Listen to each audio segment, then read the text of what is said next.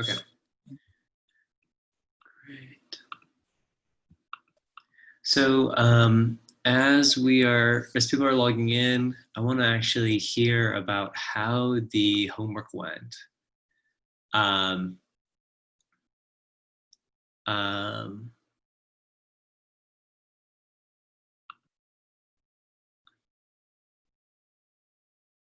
um, so what I want to hear about is I see that in that master document that folks did have a chance to go ahead and fill out the different skills that they thought were important, which is great. And I'm glad to see that at least a couple of people have gone in there and have built out sort of the skills that matter. What I'm really curious about is anyone actually taking the time now to go through and name the level of skillfulness they believe they have relative to the level of skillfulness they believe they need to have in order to get the job that they want. So remember, we had to do two sort of ratings. I'm curious if anyone had a chance to do those two ratings. What level of skillfulness do you think you need to have versus what do you actually have? Did anyone do that?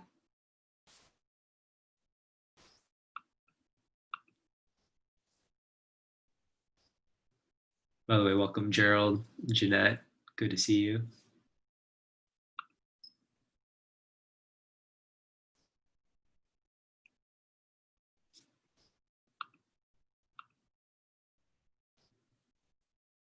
All right, so I'm going to now call on you since I'm not hearing from anybody. So Nahom, did you get a chance to try doing the ratings? Yeah, I didn't have much time. I didn't give them the actual numbers, but I tried to come up with a relative qualitative description of each. I mean, for example, for the active listening, I say I was good, or for example, for having the courage to judge others' work, I would say not so much, or something like that. I came up with something qualitative.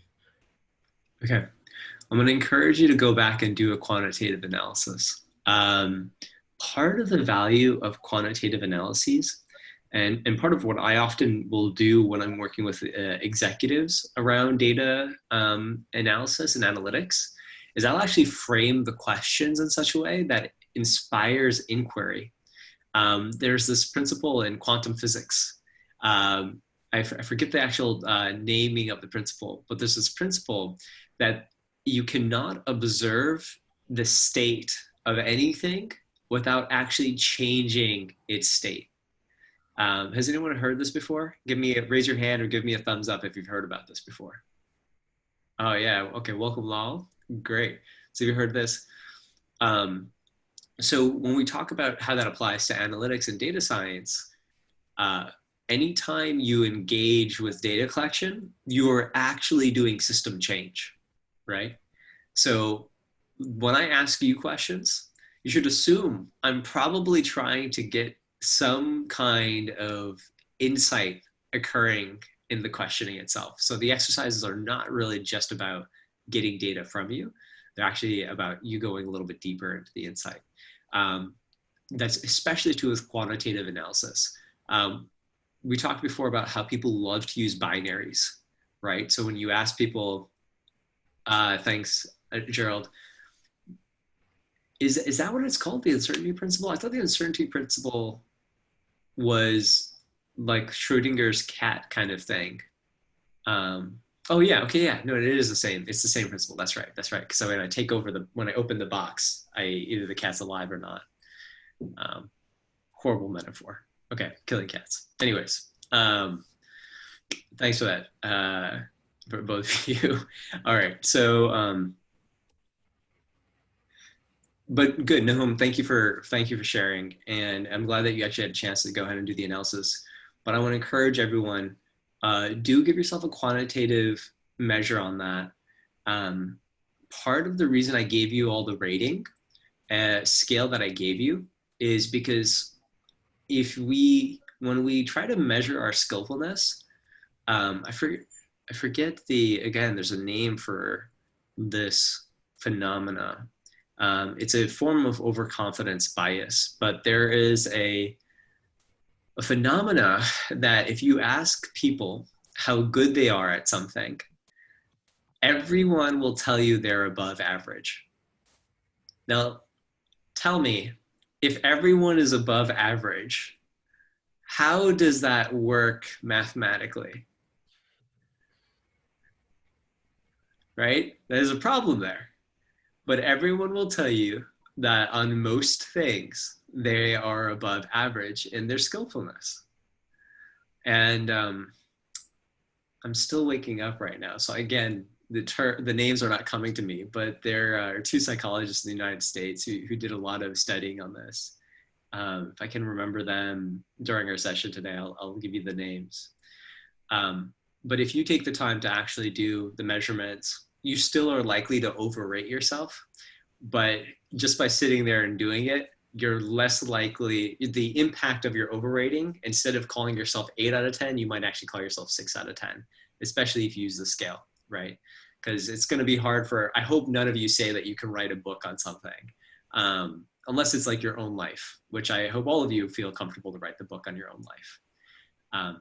So please go ahead, please do go back and do the ratings and do that with numbers. So Nahom, do you feel, having heard me say that, do you have any increased interest to try to go back and do it with numbers, or Yeah, no? I do. Actually, I do. But we had a New Year on Friday, so Ethiopians celebrate that New Year on Friday. Oh, So the celebrations extended to Saturday and Sunday because Friday was a fasting day for us. So ah, that's why I didn't get much time. I just worked on it today. That's why. But I was always full of interest for it. okay, great. Um, Happy New Year, and thanks for sharing that. Um, did anyone else get a chance to do this by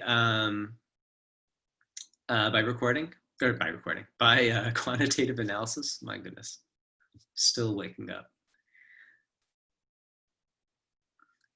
Yeah, this morning I literally just rolled out of bed and jumped on the call. So that's why we're starting a little bit later than usual.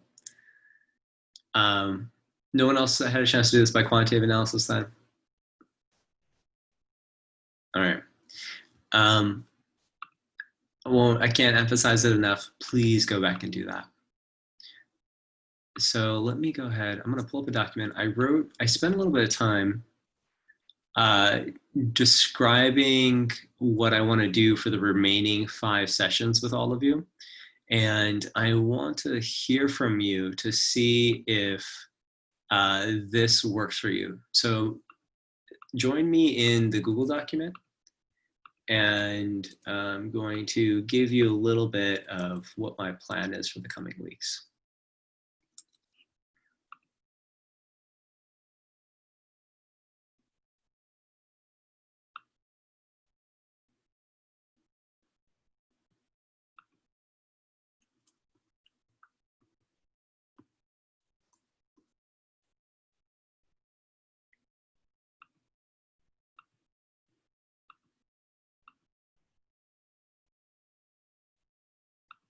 Okay, so I know that all of you have been working on portfolios today, or so far. So I wanted to actually dive into that a little bit. And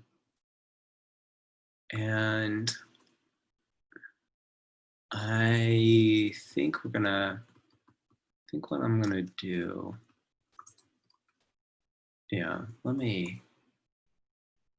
and this will actually be pretty great, I think. If I share with you my plan, then you have an opportunity to both guide my hand, and we can be on this journey together in this. So I've just wrote out the plan for next few sessions at the top of the doc. I understand you all should already have started preparing your portfolios, and that you should be about halfway done with that.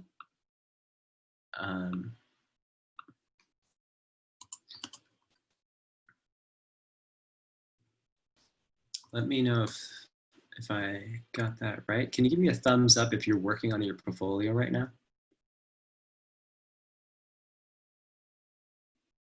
Great. Okay, great. Would it be helpful for us to talk about as a group today what is useful to be putting in your portfolio and how to sort of manage that portfolio? And what kind of support are you getting right now? Because if people are already supporting you on this, then maybe we don't need to do that together. But I want you to tell me, and then also take a look at the other sessions that I've listed. And you know what? Let's do it this way. If you look at it right now, I've listed out the names of, I've listed out the sessions 1 through 5. Why don't we actually just take a vote? What item do you want to work on first? I put them in the order I think it would be most helpful to talk about them in, but I want you to tell me. So in the chat, just write down the 1 or 2 topics, not topic names, but the numbers of the topic. So if you want to talk about portfolio today, write down number 1. If you want to talk about freelancing, write down number 2. Social sector, write down number 3. Networking skills, write down number 4. Or organizing sales process, write down number 5. And then bonus points to whomever is going to add up the numbers for me again. Stephanie did that last time, and as I commented then, that is data analysis and analytics, and it is helpful. I saw one of the job roles, by the way, that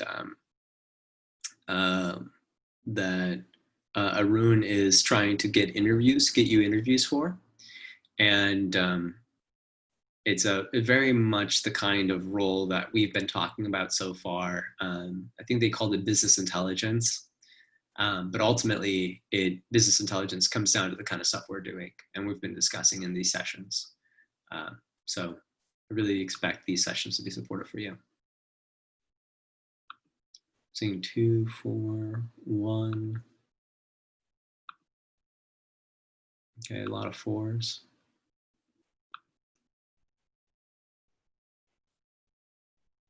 1, 2, 3, 4, 5. 5 of you have voted so far.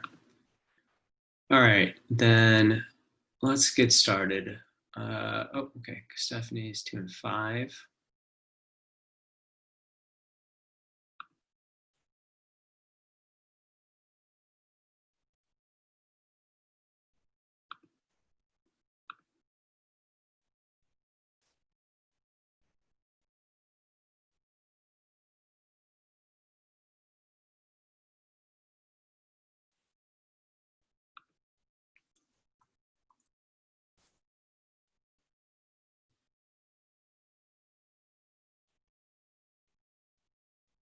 All right, seeing good number 2s as well. All right, so let's do this. I'm going to start you off on a mix of things today.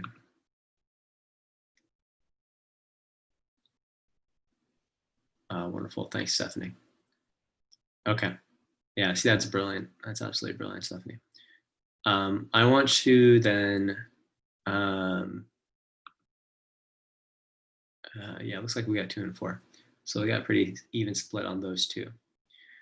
I'm going to give you a focus here. I want you to take this as your homework. I'm going to put this in the Google document as well. And this is going to help on pretty much anything you're doing.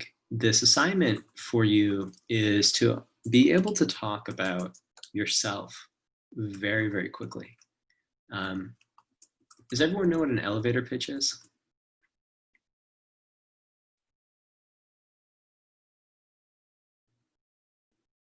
Give me a thumbs up if you've heard the term elevator pitch.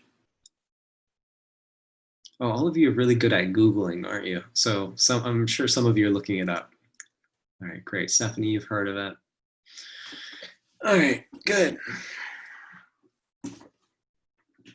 So I think all of you have heard my elevator pitch. An elevator pitch, the general idea is that often some of the greatest opportunities you'll have, you will encounter the person who holds the keys to that opportunity.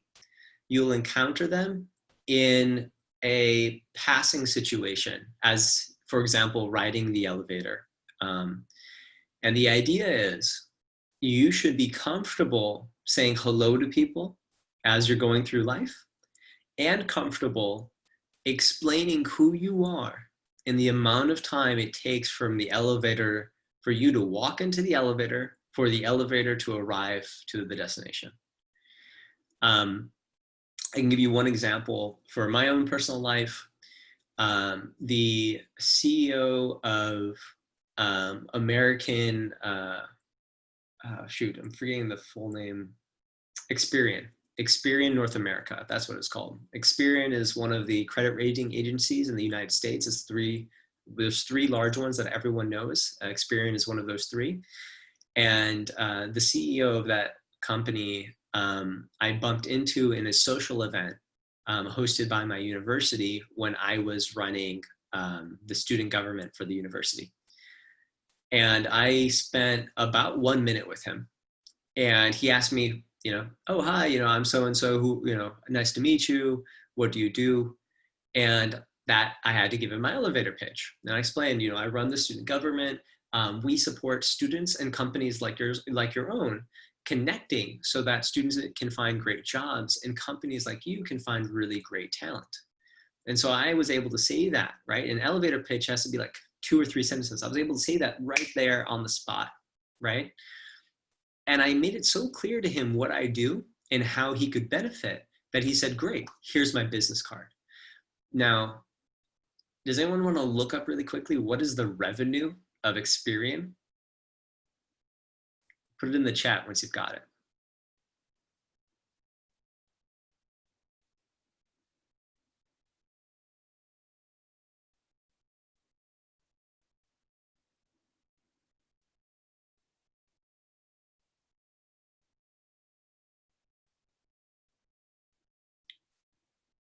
I hope someone's looking it up. Otherwise, we're just sitting here.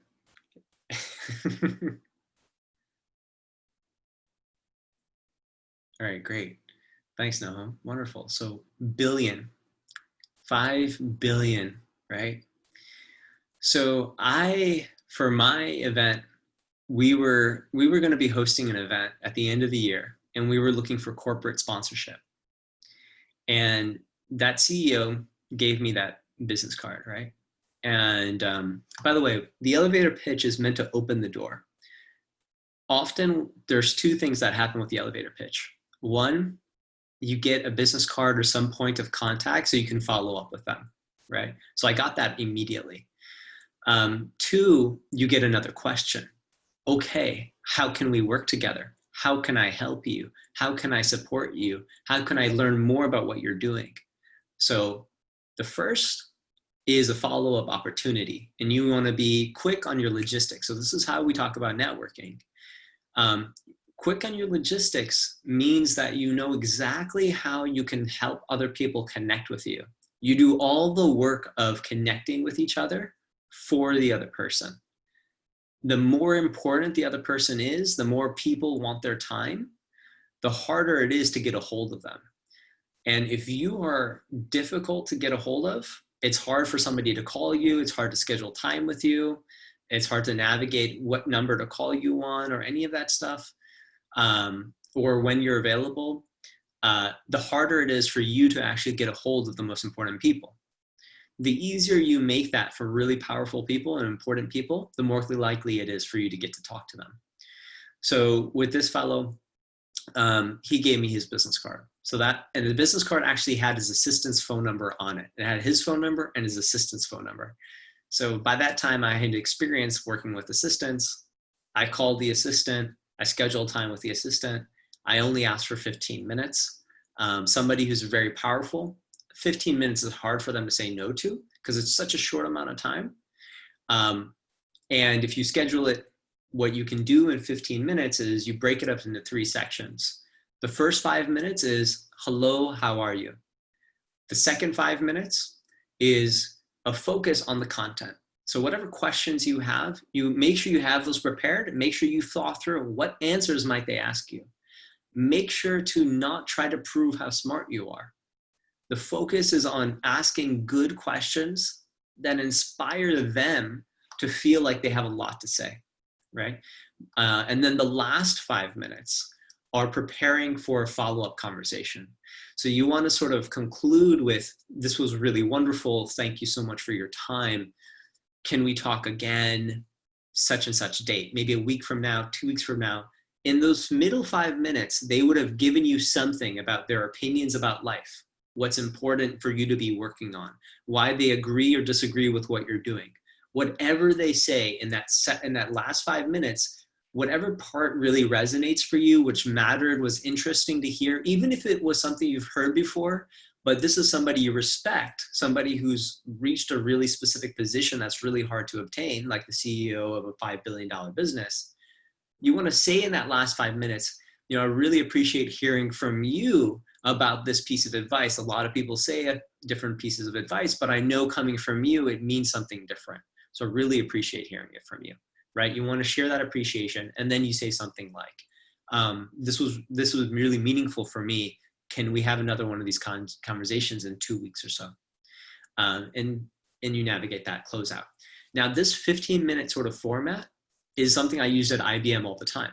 This is, again, one of the tricks I used to get to meet the CEO. So there was anytime you're on a conference call like this one, you can actually ask for 15 minutes. By the way, if you ask me, I'm going to say no, just so you know right now. But you should make a habit. You should always ask the speaker afterwards for 15 minutes. You'll find that you'll go to talks and lectures with 200 people, and nobody asks the speaker questions. Some people will ask during the actual call. And then afterwards, at the end, the speaker will say, if anyone else has additional questions, send me an email, follow me on Twitter, Instagram. They might say whatever like that, right? I've done those talks so many times. People in the conversations like, this is amazing. I'm so interested. I'm so curious. Please tell me more. And they never follow up. Nobody follows up after the session, right? So that follow-up piece, there's so many opportunities to get yourself in the door and to have that conversation. But your elevator pitch is what's going to allow you to actually start that conversation, right?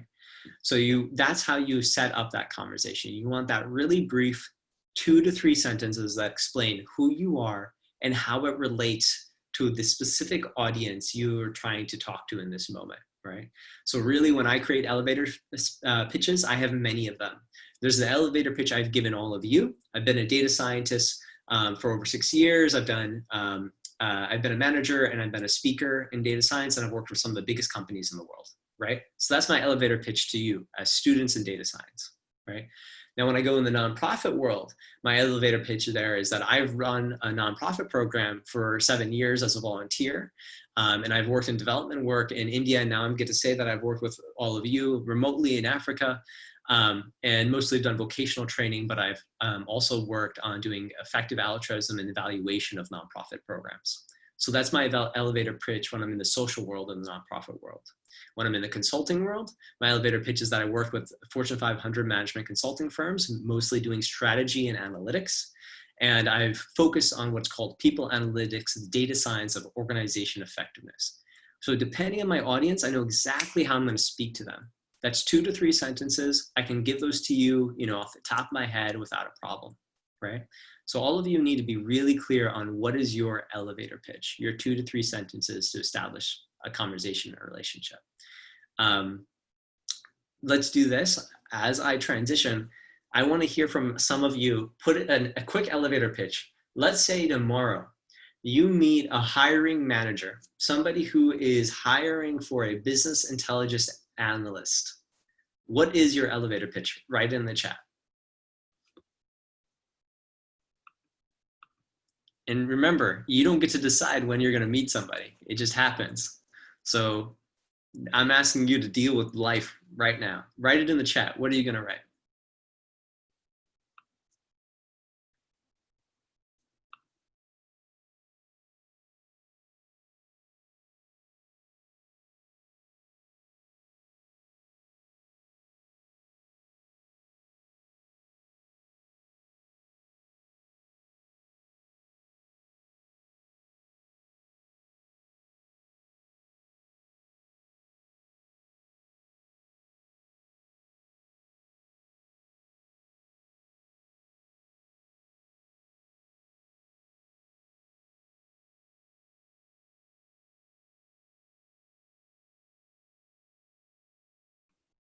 Oh, thanks, Jeanette. Thank you for clarifying you didn't understand the question.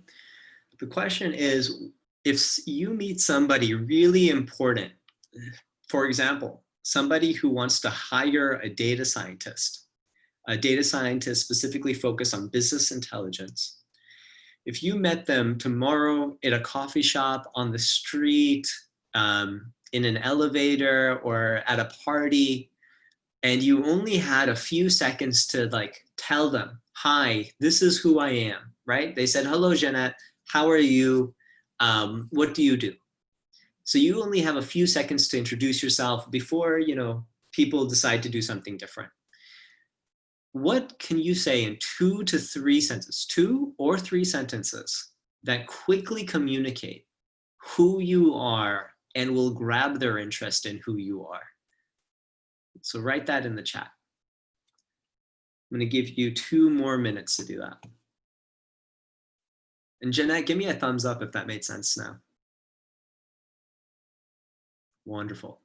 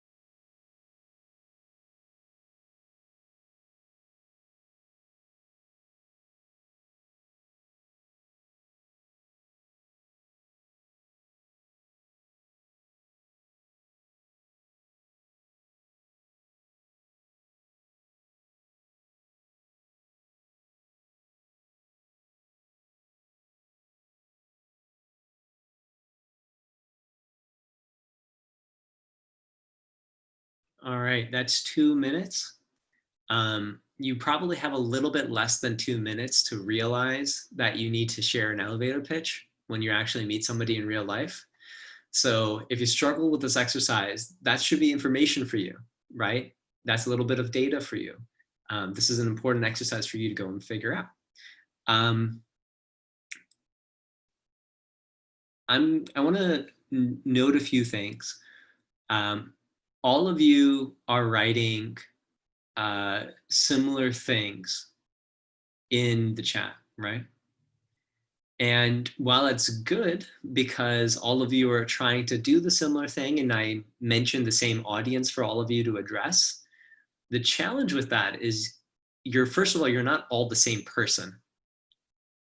Do we agree on that? You all have slightly different backgrounds. At the very least, they're slightly different. I assume they're actually very different. Can I get a thumbs up if we have some agreement on that? Okay. I see at least one. I see a couple of thumbs. Okay, so we're not the same person. Great.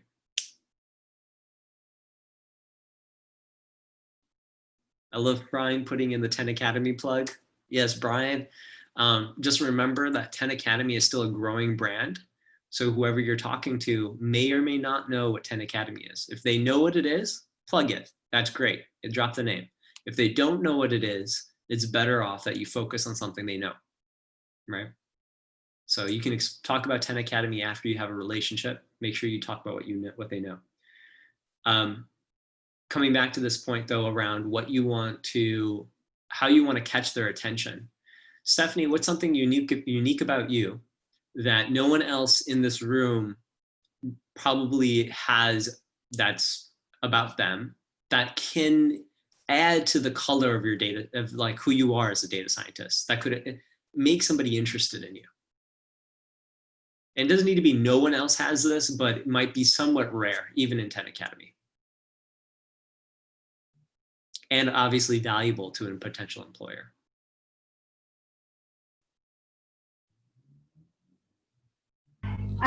So I guess I pay attention to detail and I'm very good at presentations. So, yeah. Okay, great. The attention to detail one is difficult because that's something I hope all of you feel like you are doing and something you would want to communicate at some point. It's not something I would put in the elevator pitch. The presentation one is fun for me because if you can actually talk about something that the person can see right there, it can stick in that person's memory. So if I'm giving an actual elevator pitch where I'm actually talking to someone one-on-one, I might actually make a joke about how charismatic or lively or jovial. I might say something subtly silly about it, right? I talk too much. I often will say that line. Sometimes people ask me, what do you do? I talk a lot and get paid. And that has been, a line that a lot of people, enjoy. And so that one will get people's attention. And then I have something a little bit more serious, right? So you might be able to use something like that. So when you say I have good presentation skills, if you say, I can make Eskimos interested in ice cream, that's like, you give that visual, people can pay attention a little bit, right? But it's hard to do with an elevator pitch. So even if you say, I'm very skillful at getting people excited about things they haven't thought about before. That even will, intrigue somebody, right? You want to be careful about just saying detail oriented, have analysis skills. You want to be careful about just naming a skill because it doesn't quite land on people the same way as I do something for someone. If you can say I do something for someone, that for people will be experienced as I know how I can relate to you, right? You're talking to me, so tell me what you can do for me or for someone like me, right? If you say I'm detail oriented, then I've got to do the translation work of, okay, you're detail oriented, that means you can help me avoid mistakes. Maybe, right? I've got to think through that a little bit. So we want to try to capture people a little bit. The exercise I've put in the chat, and I'm going to put it back in the Google document, hopefully will help you think a little bit about this. Essentially, I want you all to take a look at this exercise and give it a shot and come back next week with another elevator pitch. And next week, I'm not going to prompt you.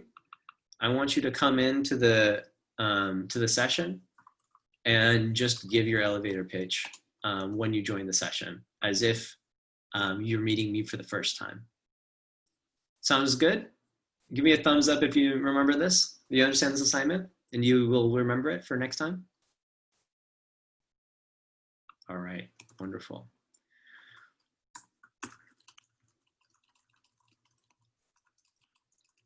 We'll try to take a few minutes next week. If I forget, remind me. We'll try to take a few minutes next week to talk about it.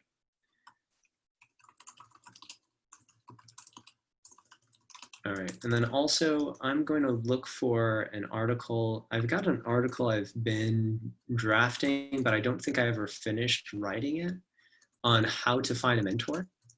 And that article basically describes a lot of takeaways that I think are going to be helpful for you in networking. So rather than talk to you about how to do any more networking, I'm going to share that. And I'm going to ask you, how many of you have a mentor? Give me a thumbs up if outside of 10 Academy, you have a mentor. Got one. And this is somebody not in your like immediate family. You know, this is somebody who you've built a relationship with. Got two. All right, two people have mentors. So in college, finding mentors was one of the biggest ways I got access to really great projects and opportunities. It's also a really great way to learn. So I really encourage all of you, no matter what you want to do with your lives, what you're doing right now, inside of data science or outside of data science, go find mentors, especially right now in your lifetime. This is one of the best times for you to find a mentor, because a lot of people think back on their 20s and they think about like, oh man, if I had done this and this differently, things could be so much better right now. People think about that a lot. And especially around college time, because college time is when a lot of us gain a lot more awareness about what works for us and doesn't work. The other great part about when you're seeking mentors, this is practicing networking. This is relationship building. When you want to network in an organization of 1,000 people, seeking mentors is actually one of the first best ways to do that. Mentors will do two things for you. Mentors will do three things for you. Mentors will give you advice. That one's obvious. Mentors will give you resources, right? So resources means relationships as well as sometimes actual money. And then third, mentors will actually advocate for you. And what that means is that if your mentor is a hiring manager at a company, even if your mentor is not the person who has the job available and who can hire you, if your mentor is someone who has the ability to hire people and one of their coworkers is hiring a data scientist, your mentor is likely to actually call their coworker and say, hey, do you know Rafaya? Rafaya is brilliant. Rafaya is somebody you need to talk to. Rafaya would be great on your team, right? Do you know Timothy? You need to talk to Timothy, right? You want your mentor, you want to find mentors who can advocate for you. So think about creating a group of mentors for yourself. You want to look at those three opportunities, sort of those three categories as well. People who have a lot of clout, people who have a lot of wisdom and insight, and then people who have a capacity to help advocate for you in the things you want, right? So I'm going to try to find the mentorship article. All right, I've shared this with a lot of folks and I've heard a lot of good things in response. Remember, this is all written from an American context because a lot of the world has westernized, which again is not the way things should be, but is the way things are. Because that is the case, I think a lot of this will still apply to your context. If it doesn't apply, let me know. And obviously do what makes sense. But this is wisdom that I've shared with a lot of folks and a lot of folks have found helpful. So please read that article. Feel free to drop in comments into the article. And I just put that in the Google document and I'll put that in the chat as well. And let me just make sure you can all see it. So by the way, it's still in draft form. I'm sharing this with you because I think you guys are a great group. Thanks, Nahum. I just changed the access. You should be able to access it now, everyone. All right. I'm jumping around a little bit, but I'm trying to just get through the networking skills really quickly here and hit you with the most important pieces. And a lot of people will talk to you about resumes. I want to give you a key point. Okay, let's do this. I'm going to do a breakout room. And I want you all to answer this one question.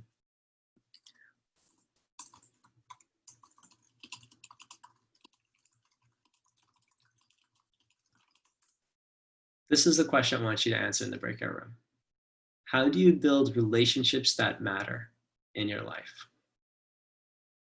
All right. And then the second one is, how do you, who are the most important people to you? Who are the people in your life? And what did you do to bring them into your life? All right, so actually 3 questions there for you. You have 5 minutes. I want you to discuss this in your breakout room. And I believe,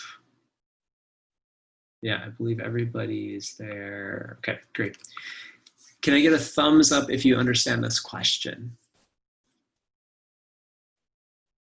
Got 1 thumb, 2, great. Anyone confused about what I'm asking you to discuss?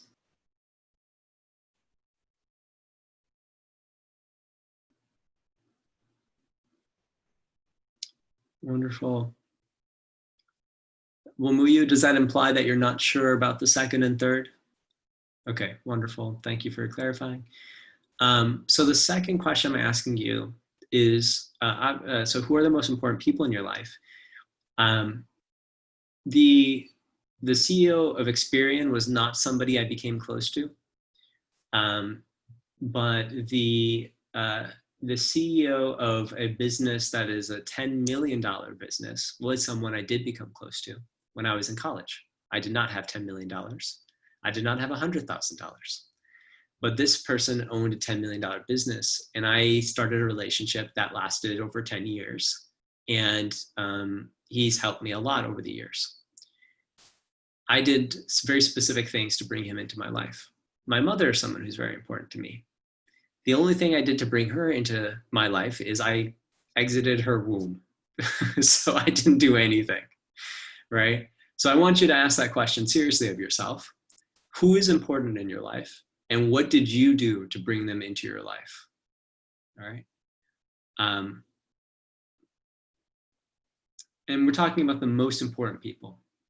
I think I want you to ask personal and work related. I want you to ask both, because when my father died, I actually called the CEO of this $10 billion company, because he's the only person who I'm close to who's 80, I think he's 87 years old now.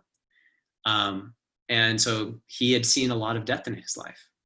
So he was the closest person that was in that age range that I could talk to.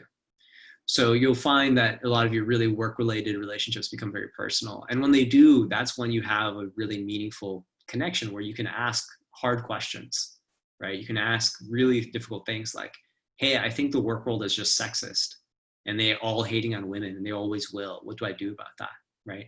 If you have a good mentor who's a woman leader who's maybe 20 or 30 years older than you, they've got answers for you, right? They've had to deal with it.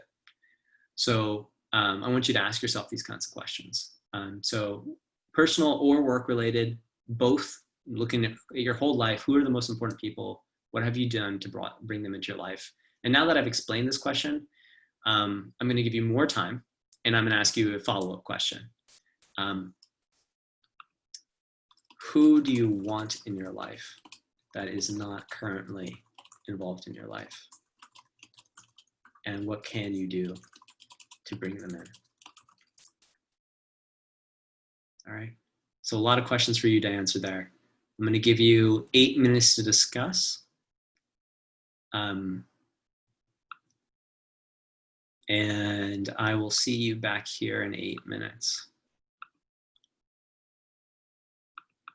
Give me a thumbs up if you feel clear on what you're doing.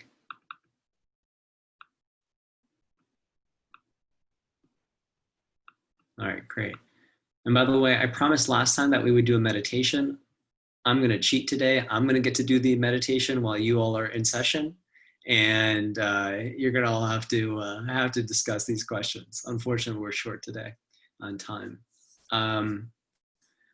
Gerald, the last question, just as I discussed, when I was in college, I was trying to be successful as in business and financially. So I wanted people who were financially successful in my life. So what I did was I did a lot of going to events where I knew business people were attending. I got very clear on how to communicate with them. I got clear on why they'd be interested in talking with me. And then I practiced actually reaching out to them. And I reached out to a lot of them, even though I was petrified. These people are powerful, they're important. They knew the dean of the school. If they got upset with me, they could easily cause me trouble, right? But I knew it was important to talk to these people. And also just social anxiety. It is nerve-wracking to talk to people, especially people with power, right? So I want to ask you that. Who is it that you want in your life? Not particular individuals necessarily, but in like when you think about the type of person you want in your life as a mentor, as a friend, as a advocate, as anything, who do you want? Okay. I hope that last one's challenging, Jeanette. I'm going to put you in breakout rooms now. That's why I'm encouraging you to do it. I hope it's challenging. I hope it's going to be helpful. So go ahead and answer it. And then I know I've promised at least one of you to talk with me, so I will make sure you're in that room with me. And everybody else, enjoy your breakout room. And let me know if you have any trouble with your room, no one's in there, just come right back here. And I will see you in 8 minutes. And then David, you are talking to me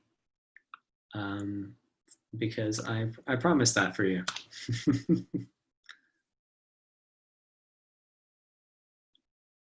All right, let me set my timer. So David, what I'm actually gonna do, so I need to meditate this morning. I can feel my energy is chaotic. Yeah. And part of it is because I woke up and just jumped straight onto the call. So we're going to do a guided meditation. Have you meditated before? No. I've never meditated, so I think this will be my first experience. Wonderful. Well, I hope it's a good one. I can't promise anything. Yeah. It will turn out good. Let me do this. I'm going to, I think Nabil and Alaro did not join their group, so let me just move people around a little bit. And two, and okay, great.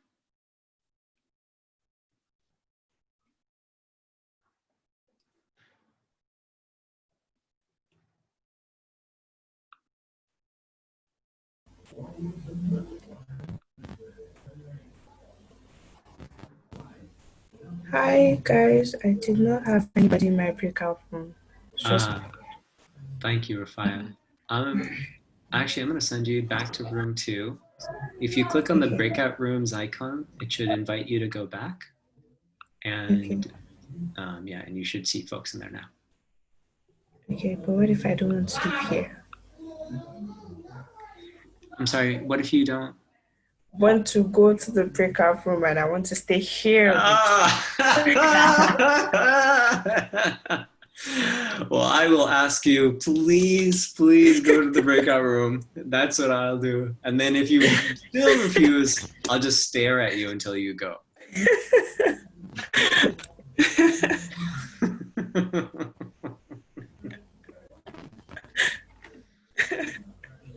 And actually, Alaro is now there waiting for you. So Alaro is alone in the room. Okay, I'll go. The other solution is I'm just going to make you feel guilty. All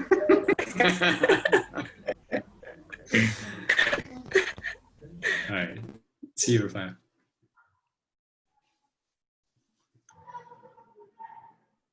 Okay. And actually, I want to make sure Rafaya is able to get in there. Okay, good. Yeah. Alaro, Rafaya just joined that room.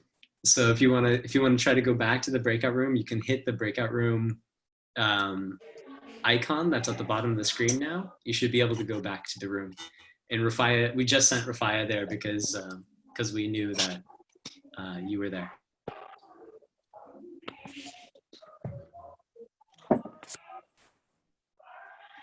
There's a setting that allows me to just send people to breakout rooms, and I don't know that I can access it from this inside the session, which is such a problem.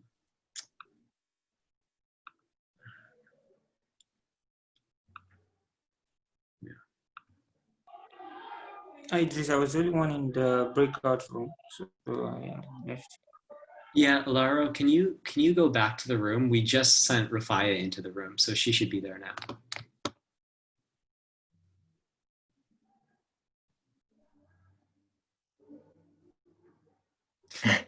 Rafaya is back.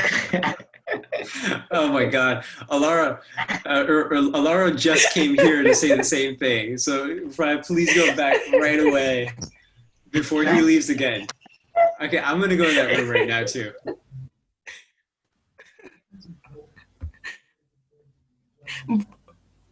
But I'm going to break up from 1. I think that's the problem. I'm supposed to go to 2, but I'm going to 1. You just went back to 1, right? Yeah, it's taking me to the first breakout room, not the second one. Okay, and Idris has gone, so he should have come to.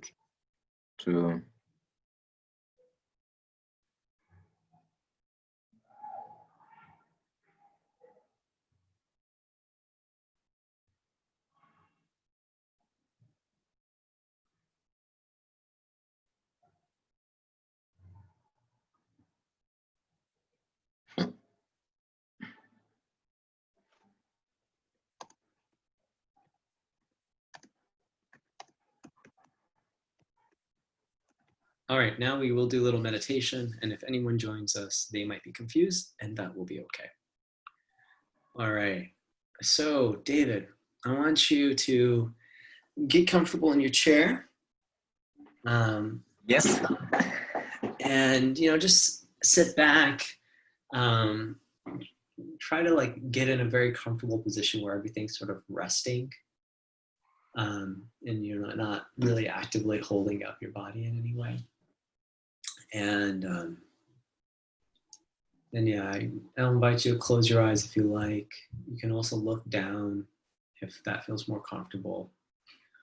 But sort of let go of paying attention to what you're seeing. You're going to draw your attention to your stomach, to your belly. And what we're going to do is we're going to try to notice when our belly rises and falls. You see, when we breathe in, your belly will rise slightly. When you breathe out, it'll fall slightly. And what I will do is I'm going to say a sentence. You can just sort of repeat it in your mind as I say it. And then I'm going to say a few words, and you can repeat those in your mind as well. So starting now, breathing in.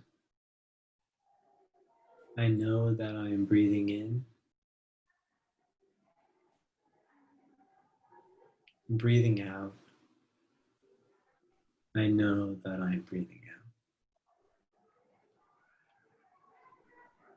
Breathing in. I know that I am breathing in. Breathing out. I know that I'm breathing out. And again, as you're doing this, focus your attention on your stomach. See if you can just notice what that feels like when your stomach moves as you're breathing. Breathing in, I know that I'm breathing in. Breathing out, I know that I'm breathing out. In, out, in, out.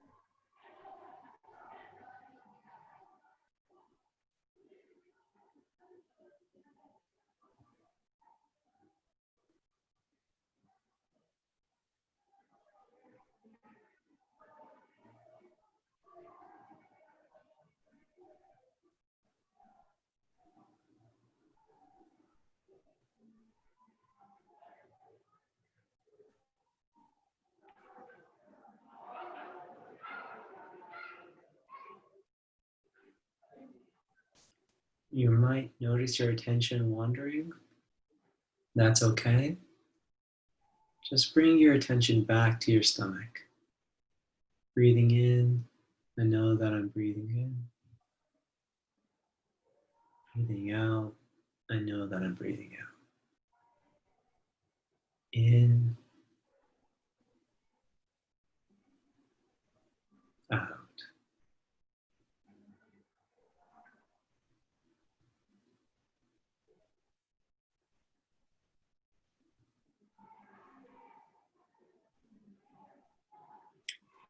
As we do this, we're practicing focus.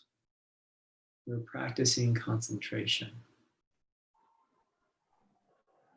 And that practice is to just continue to notice. In, out.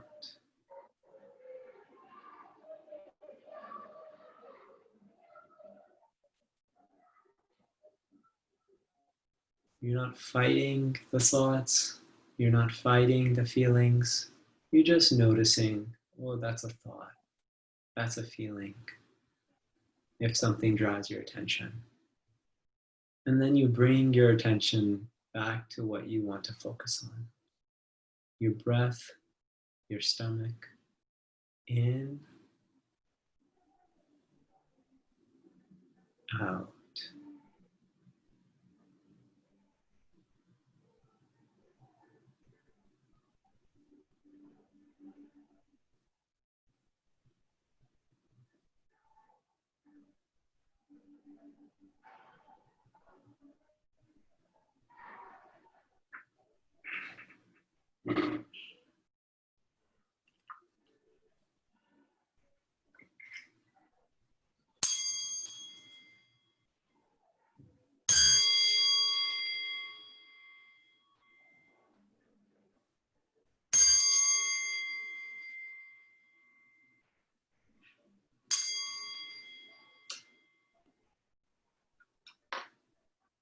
All right, now I'll invite you to draw your attention back into the rest of your body. Just notice the feeling of your body in your seat.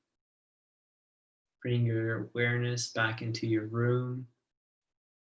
And when you're ready, maybe slowly open your eyes or blink your eyes open.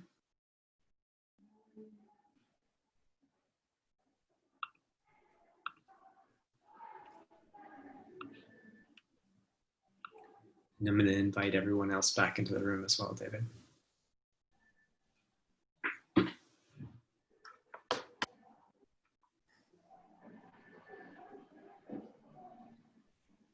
How was that for you? It was good. Okay. Yeah, lovely experience. Yeah. Learning how to concentrate. Hi. Hey, welcome back, Rafaya. David just had his first experience of Zen bliss. Yeah, everyone should try this. I think we should do it, all of us, Yeah. if it's possible.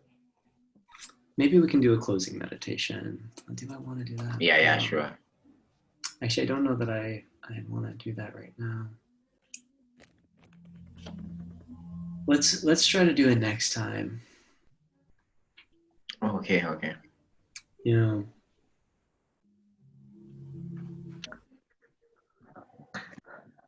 Hello. Yeah, let's do it next time. Hey, welcome back, everyone.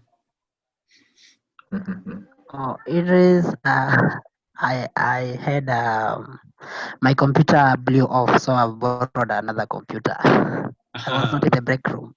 Oh, you're not in the break room. Oh, Yeah. no worries. I moved around the break rooms, so I think everyone should have had someone to speak with. But thanks for sharing that, Brian. Okay.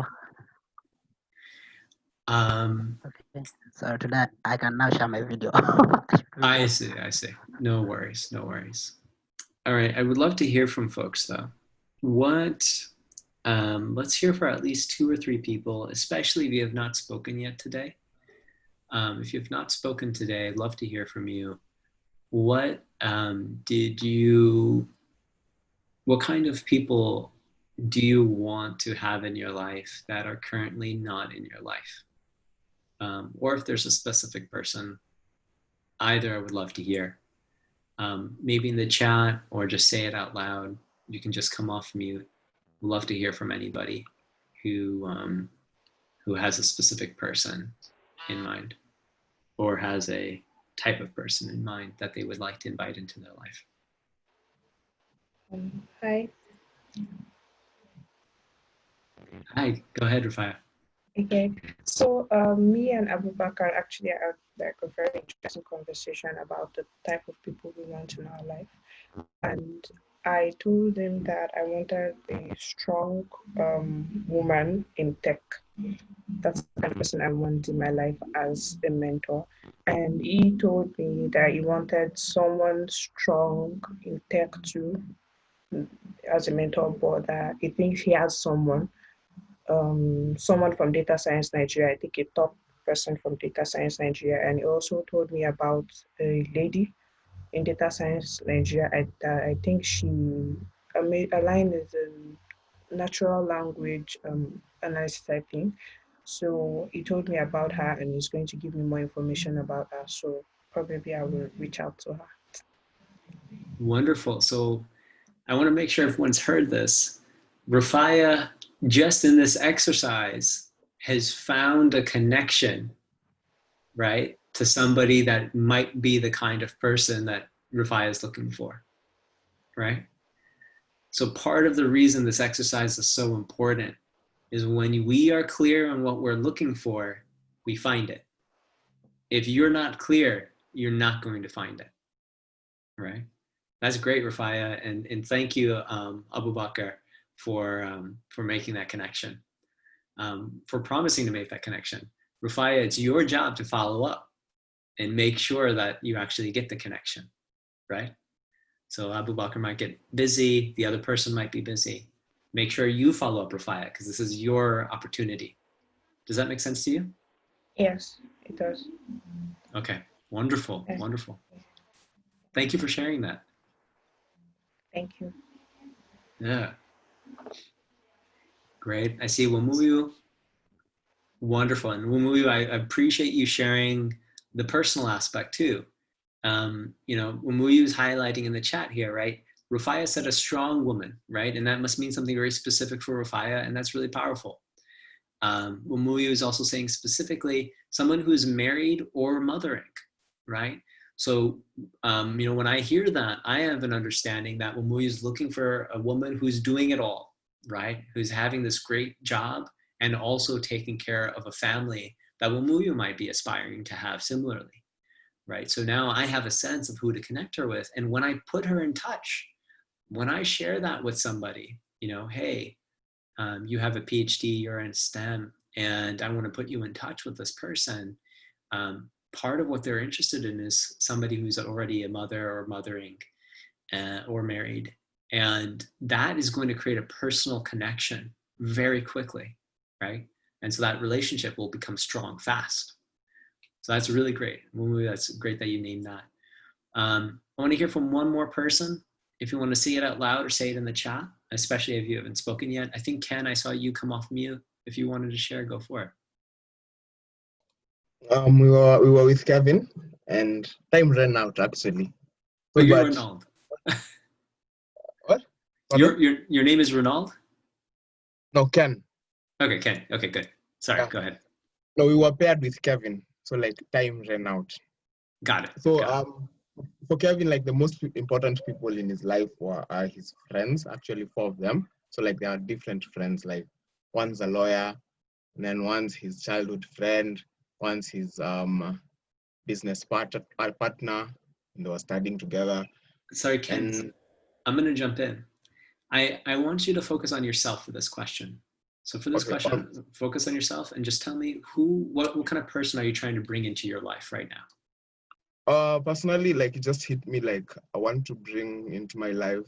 There's a lady who came to speak to us the first time. She was called Dorothy. And she has she's the head of a company that finances people in Africa who do projects that influence women in rural areas. And I have a project that my brother and I have a project that will influence the women in our society, the rural areas. When I say rural, it's rural, no roads, less water, nothing. Yeah, so we have a project that will influence them. So that's a person I'd like to bring into my life. And I also taken an initiative to contact her. It's just that I haven't been able to. We were writing an introductory email with Arun. Yeah, so I'm still in the process of trying to contact her. Wonderful. Okay, so you're writing an email to send to Arun that Arun will send to this person. Is that right? Yeah, we're writing just a paragraph that says who we are and what we do. So just so that Arun can share it to her. Yeah. Great. That's another important tip. Everyone remember, when you're getting an email introduction, you want to have your elevator pitch ready to go. If you have it written down, ready to go, you can get this email introduction done right away. So you're not taking time in that cycle. If you don't have it ready to go, do not take a long time. If it's been a couple of weeks, Arun's going to have to remind Dorothy who Ken is. If Ken had talked during that session or Ken had attended this session, Dorothy might not remember anymore. So the relationship, you sort of think about how warm that connection is, how alive it is. The colder the relationship gets, when you try to reach out and reconnect, the harder it is. So you want to try to keep that momentum in the connections, right? So you want to be very quick when you're following up after a talk or something like that. But Ken, that is great. It's great that you want to reach out. And it's great that you're asking Arun for the support.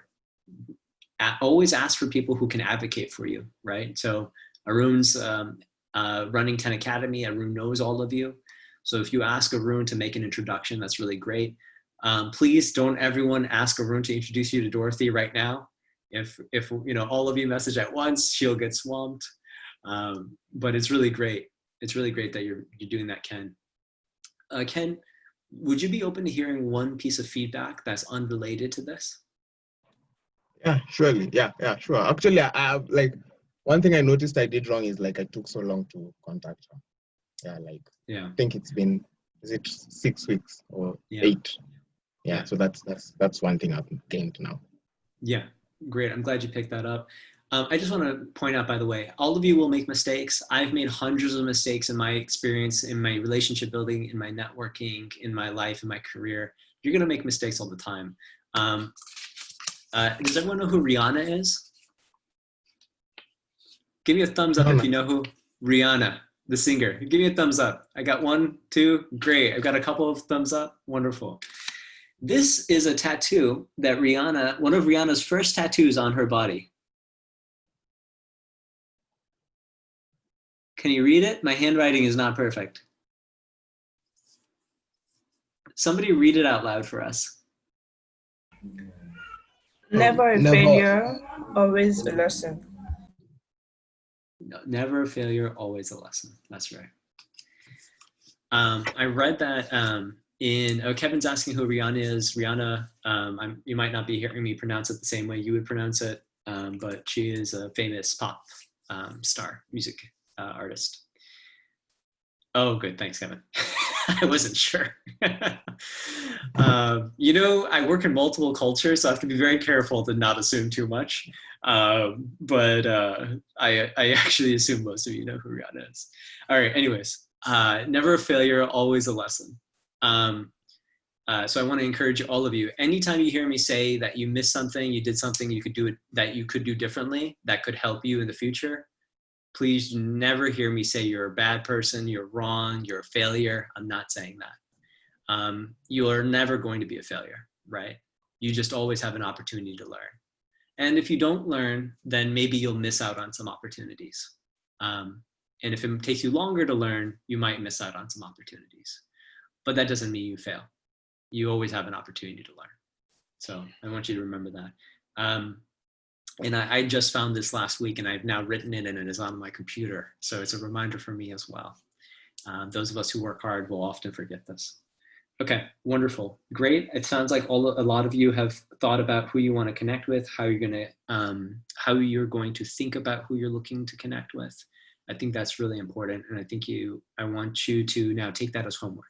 So now your homework is, for the next 1 week, you need to identify 3 different people who fit into the category of who you want to connect with. I want 3 names, all right? You're gonna name 3 different people. And great, Timothy's already got a question. Before I let you ask your question, I'm gonna finish explaining the assignment. So I want you to find 3 different people in your extended network. You might not know them yet. You might not have spoken to them. You might have only heard about them. Maybe your cousin has a friend. Maybe your mother has a friend. Maybe your professor is one of these people in college. You might not have spoken with them. You might not have even had them in a class. Maybe it's a professor for a class you haven't taken. I want you to find 3 different people. You might even find out as you're doing this exercise, you might have to go and look for people. Maybe the person you want to talk to is a multimillionaire, and you're going to have to go and look for this person, right? Maybe you name someone very specific and you know who that person is, but you think it's impossible for you to meet them, right? In the case that it's somebody really big, like say you wrote down, I want to talk to Bill Gates. If you said Bill Gates, then what I want you to do is I want you to ask yourself why you want to talk to them, and find somebody who is closer to you in connections that you can talk to, all right? But I'm looking for 3 names. I want you to find 3 individuals and just write those names down and say to yourself, these are 3 people that I would love to talk to for 15 minutes. And remember, you might only have 1 15-minute meeting. So you're aiming for that. I want to have a good first 15 minutes, all right? So I just want you to find 3 names of people that you would really value a 15-minute conversation. We always keep in our minds there's a possibility if those 15 minutes are very enjoyable for both of us, then maybe we'll have a second conversation, but we don't have any guarantees. So we want to focus on that first 15 minutes. I would enjoy talking to this person for 15 minutes, okay? Give me a thumbs up if that made sense to you before I answered Timothy's question. Let me just see how many folks that made sense to. All right, great. Timothy, what was your question?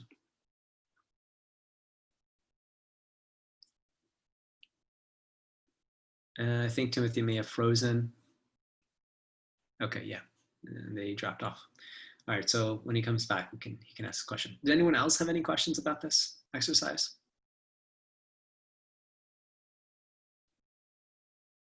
Okay, great. Not seeing any other questions. Great. Oh, Ken, the other piece of feedback I wanted to give you, completely unrelated to networking. This has to do more with social work, and I think I want to do the topic of social work in one of these sessions, and how you can do social work as a data scientist. Ken, for your program, if you're targeting women, I would really encourage you. Anytime I do social work, I always want whoever I'm trying to support, I want them represented in the team, in the focus team, in the main team. So when I'm working in India, for example, it's really important to me that somebody from India is on the main core team. I'm born and raised in America, even though all my heritage is in India. So I have to find someone on that team. And I don't want somebody wealthy. If I'm working with impoverished people, people who have been underserved their whole life, I don't want only wealthy people on the team. I want people from that community on the team, right? Does that make sense, Kevin? So if you're trying to support women in your community or women in rural areas, get a woman from a rural area on the team. Ideally, you want somebody who now has stability, somebody who's been able to navigate their situation and get to a kind of place that you want to support the people you're trying to support to get to. So you want somebody who's already gone through that experience if possible, but if not, fine. Go and find some of your beneficiaries that you're hoping to help and just put them on the team. Say, are you willing to work with us on this? Will you be on the team with us, right? So you really want that, because that's going to give you all kinds of brilliance on, you're going to think something's important and valuable, but you don't know because you're not living their life, right? So you need somebody who's actually in that world. All right, I see you nodding. I'm just thinking through it, like, yeah. At least now, because we had already started the project, so it's something that's at least it can work. Now at least we can add a woman from the side, and then okay, thanks actually. Yeah, absolutely. We'll try to talk more about social work soon, and that's something that's important to me, by the way, Ken. So I am open to mentoring you on that project if you're interested. By the way, I just need to let all of you know, I have too many people I mentor, so I have to manage that. So Ken, probably not right away, but also send me an email at some point, and in the future I might be able to mentor you. But for social work that you're doing in your community that you're particularly involved in, let me know. I'd be happy to try to get involved in the future or make connections with other people. I see Jeanette had a question. I see. Am I asking you to find people and ask them for 15 minutes? Jeanette, I invite you to do whatever feels like it makes sense to you. For me, what I want you to do right away is to just write down 3 names of people that you would like in your life. So you don't have to go and ask them right now. I just want you to make it clear to yourself, I would love this person to be part of my life. Does that make sense, Jeanette?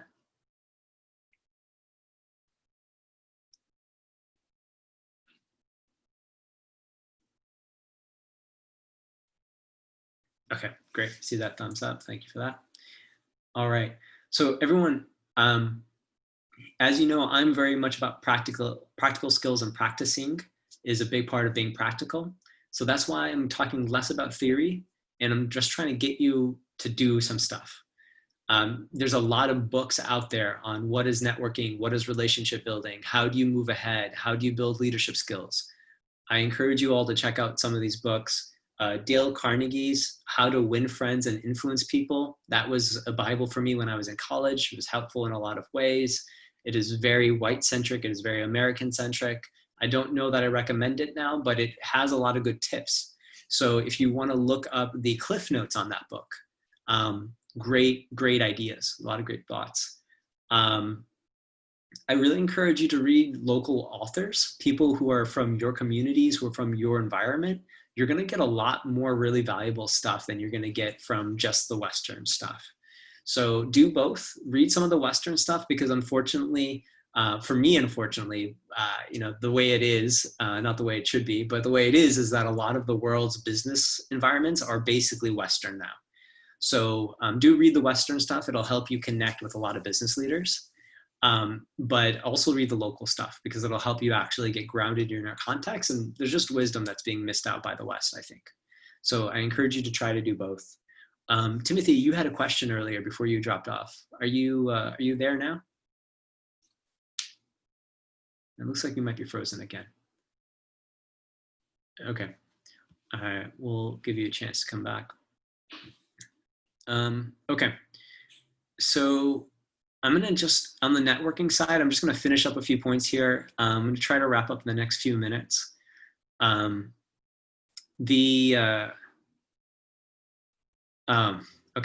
So I talked about how I prepare for meetings.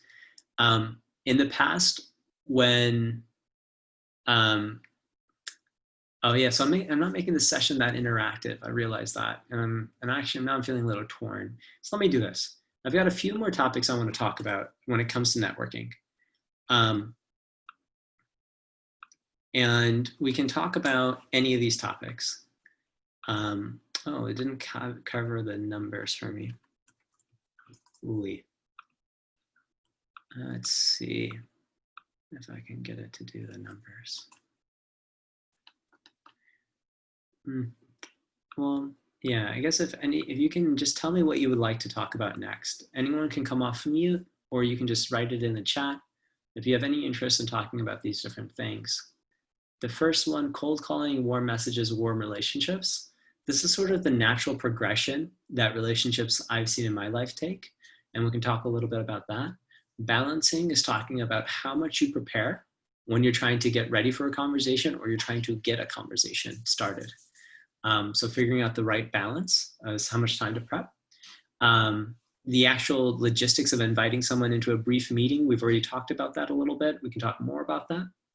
And then 3 things that I usually use when I'm trying to do an email introduction, or even a phone call introduction, or even in an elevator pitch, or like the initial, hey, hello, how are you? The 3 points I try to hit. So we can talk about those, but I've basically outlined them here. Try to focus on them, try to give my clear, concise explanation about why I'm interesting. And then I try to make an invitation that is going to be helpful and easy to navigate for them.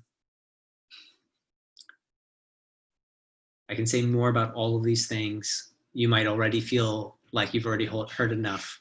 Let me know. Can we touch on the last bit, the considerate invitation? And for the cold calling and balancing and inviting someone over for a brief meeting, I feel like they are all related in a way. Yep, absolutely. Yeah. So can you do that, the cold calling, balancing, and invite someone for a brief meeting, and the considerate invitation? Okay, yeah, absolutely. Give me a thumbs up if you're also interested in those, or feel free to come off mute if you want me to talk about something else. Thank you, Kevin. For anyone else in the room, I want to hear from at least one more of you.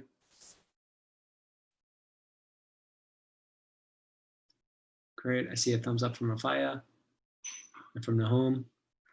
Okay, then unless anyone else has anything, okay, so if you have any other desires, just put them in the chat. I'm going to talk briefly on these. A considerate invitation. So can I get a volunteer? I'm going to do a role play of an inconsiderate and then a considerate invitation. So can I get a volunteer? Who would like to volunteer to try this with me? Remember, if you practice this stuff, you get good at it. So this is a great opportunity. All right, Kiru, I saw you first. Come off mute. All right. Hi, Kiru.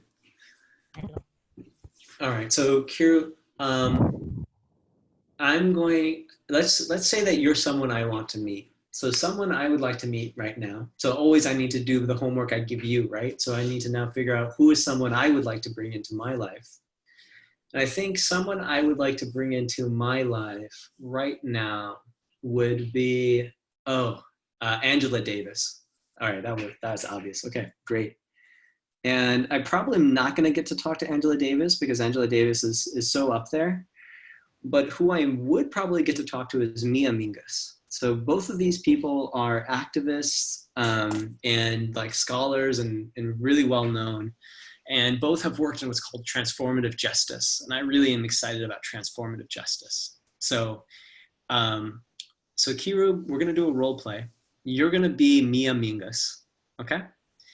And I'm going to say, like, we're going to pretend that we're having an introduction.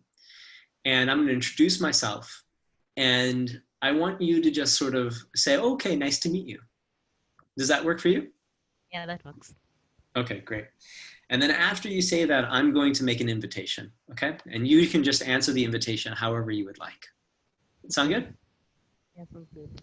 Okay, so now your name is Mia, all right? Yeah. All right, hey, hi Mia, I'm Idris. I have worked in development nonprofit work mostly in India and a little bit recently in Africa. And I really care about transformative justice because I see in my own personal life, as I've taught nonviolent communication, how much healing happens when we stop trying to criticize one another. And so I want to bring that experience to the world, and I think it's complicated, and I think I can really learn from you. Would you be available? I'm actually, Kiru, I realize as I'm saying it out loud that I'm actually just ready to make the invitation. So I'm not even giving you a chance to respond. I'm actually just going to make the invitation. So would you be available sometime for like a 15-minute phone call? I would really love to ask your advice as I'm starting to get into this work on transformative justice. Go ahead and answer as Mia.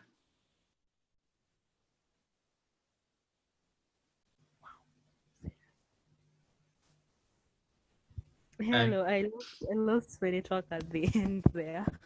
You lost what I said at the end? Oh. No problem. Yeah, my network just went off. No problem. By the way, that's going to happen in real life, right? People are not going to hear you. So you want to keep your confidence, and you want to keep your kindness and your consideration. Yeah, no problem, Mia. I'm sorry that you didn't hear what I said. Yeah, I was just saying that I really want to learn from you. And I'm wondering if you might have 15 minutes to have a phone call sometime.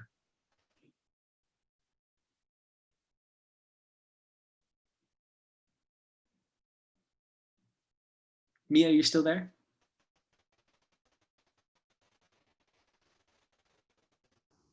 Okay, see, it seems like Mia's dropped off. So now what I'm going to do is I'm going to prepare. Okay, we can schedule that.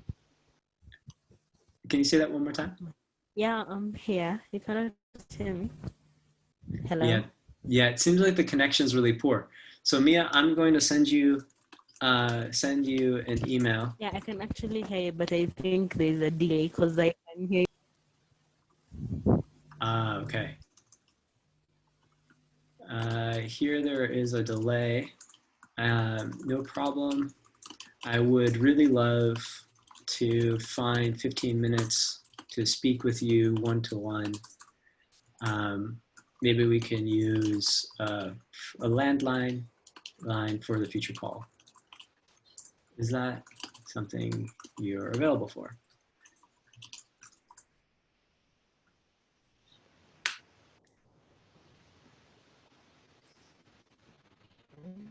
All right, great. So now if I end with cool, thanks, what happens? And this is for everybody in the room. So Kiru, thank you for role playing with me. Now I want to open this up. So everyone else, how should I follow up with that? Yeah, sure, we can schedule that. Now what?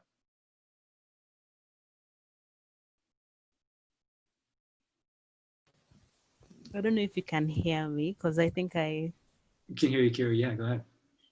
So I think if I were Idris, I would maybe take a pointer to say the exact date I'd like it scheduled, because when you just say cool things, it's too out there. And as me, I don't think I'll bother about there you go. Yeah. Absolutely right. Absolutely right. Great. So now what would be considerate is that I'm acknowledging that Mia is busy, right? So this is part of, to Kevin, the question, like, the simple logistics piece really is considerate. Now, maybe I know that Mia is at a conference next week, right? And maybe I'm going to be at that same event. So now what would be extremely considerate is for me to say to Mia, hey, okay, so I know you're at this conference.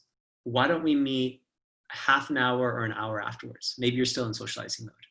Or maybe I've heard Mia say in the past that she gets really tired after conferences. So then I want to be considerate, and I want to say, okay, I know you're busy on this date of this conference. So now on Monday, let me talk to you the following day or a couple of days later, right? So I want to try to understand them as much as I can. And I want to figure out how I can make it convenient for them, right? To Kiru's point, I want to have a time ready for them. If I can give them time blocks, not just days, because days are still vague, but if I give them a time block, that helps.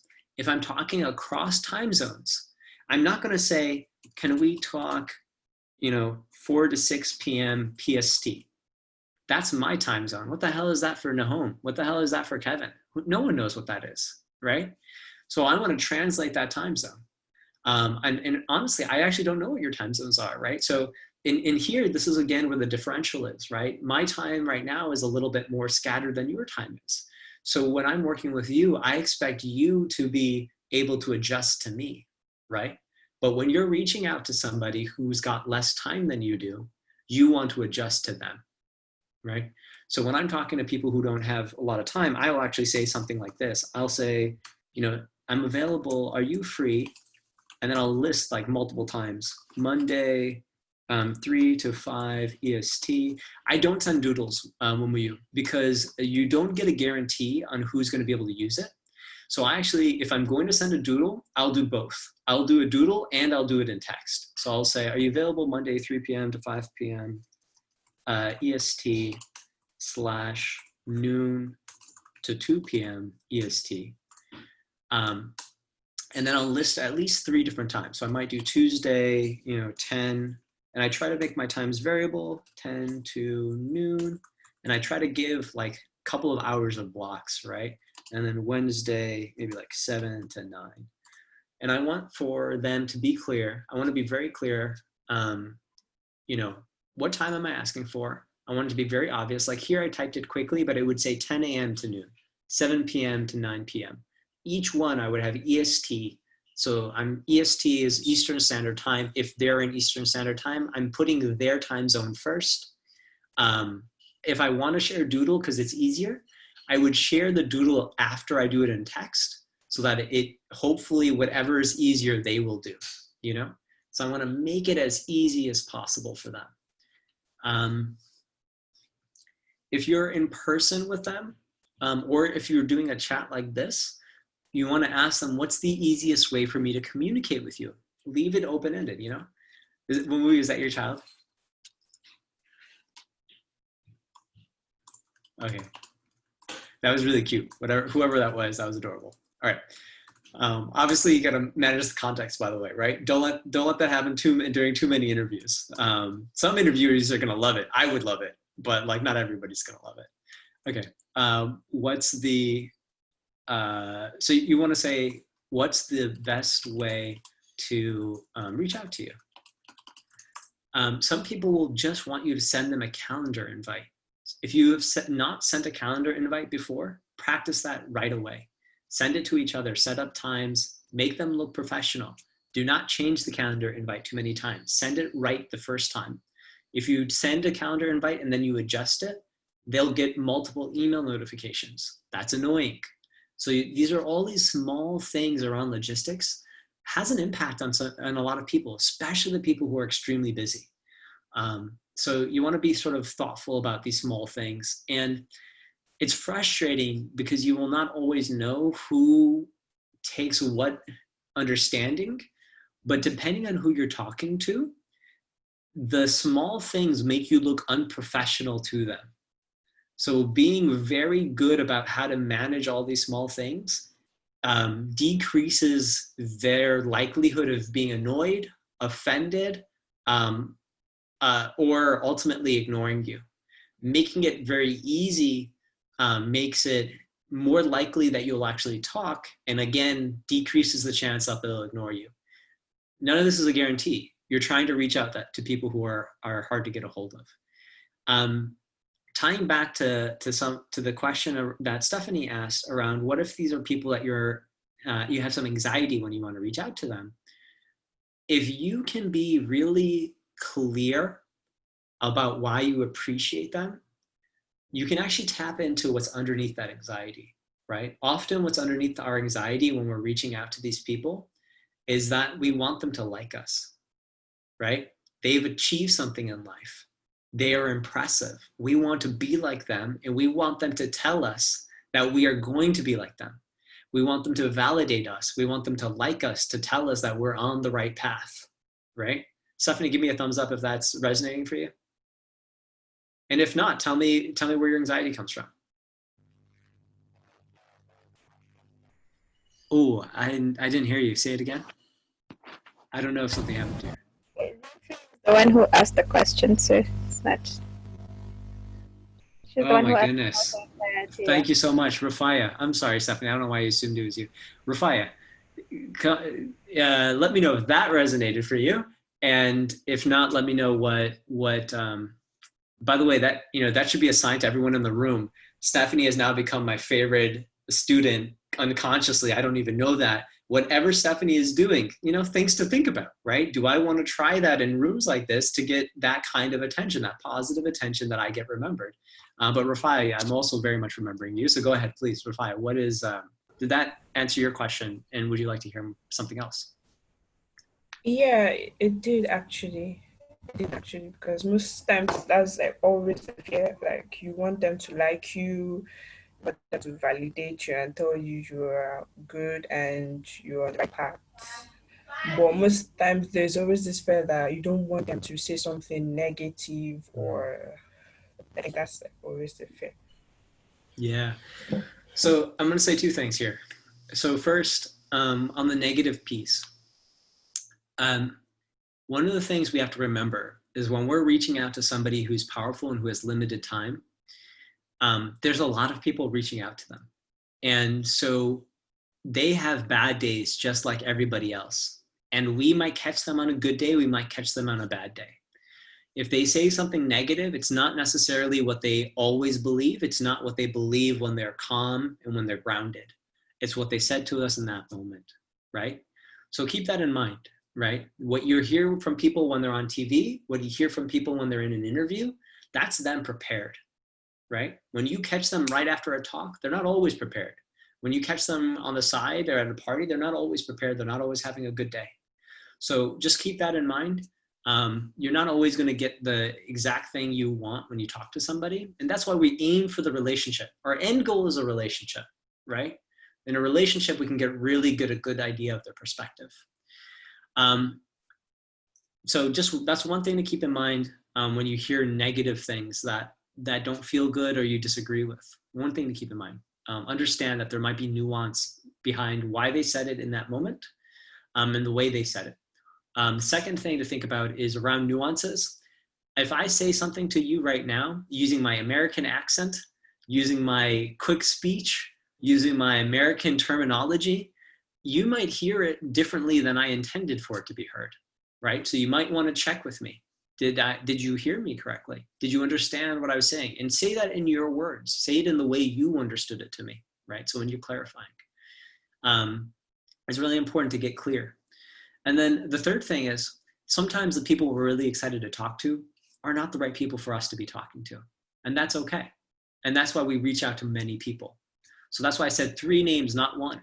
I want you to reach out to 3 people, right? Hopefully one of those 3 will be great. It might turn out that all 3 of them don't want to talk to you, or all 3 of them want to talk to you, but they're not actually that nice. Or they want to talk to you, but they actually turned out to not be that helpful. And that's okay. Then you try to find another 3 and you just keep on trying until you find people who are really great to work with, that really can support you. Give me a thumbs up if this is making sense for you. All right, great. In terms of the anxiety itself, I want to really touch on that. When you, first of all, practice some kind of embodied practice. Know what your body feels like. Meditation is a form of embodied practice. Meditation helps you know what it feels like in your body. If you practice some kind of embodied practice, you'll notice your anxiety sooner. If you can notice your anxiety sooner, then you can work with it. So when I notice my anxiety when I'm talking to somebody, I can really quickly, as we did in this conversation, I can quickly figure out, why am I feeling this anxiety? Ultimately, it comes from validation. What is a positive part of that I can bring here? How can I use my pain? How can I use my anxiety?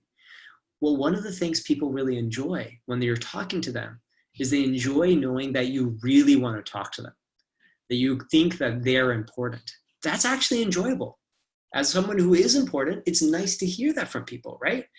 And when people come and talk to you, if they let you feel important, then you want to talk to them, right?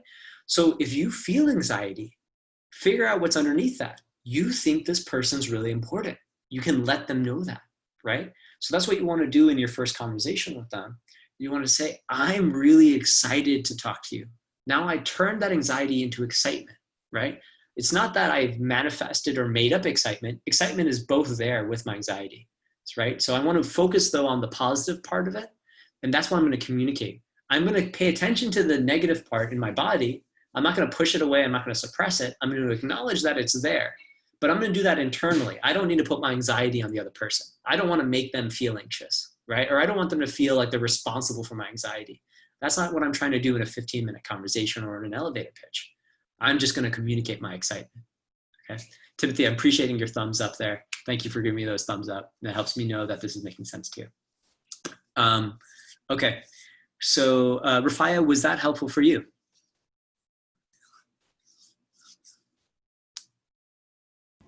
Yes, very helpful. Thank you.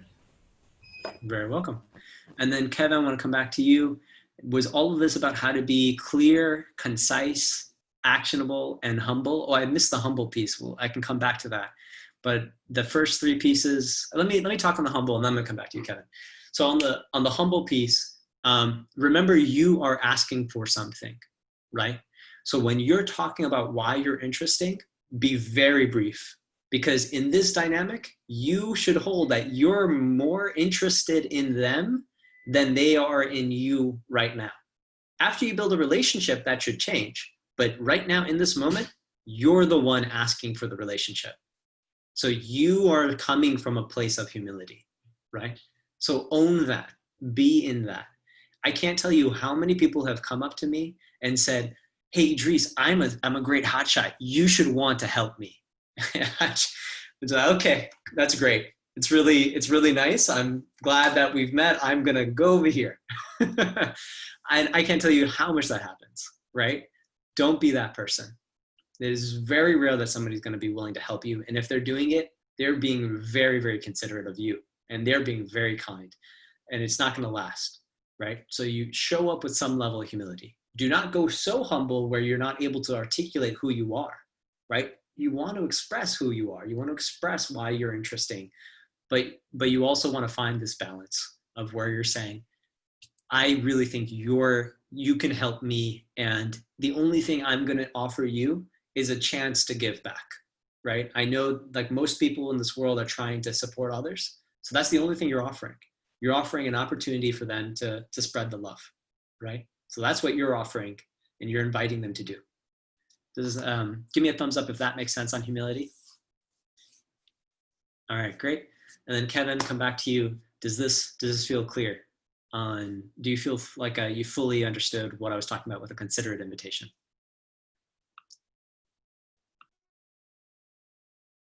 And I don't know if you're on mute on your phone.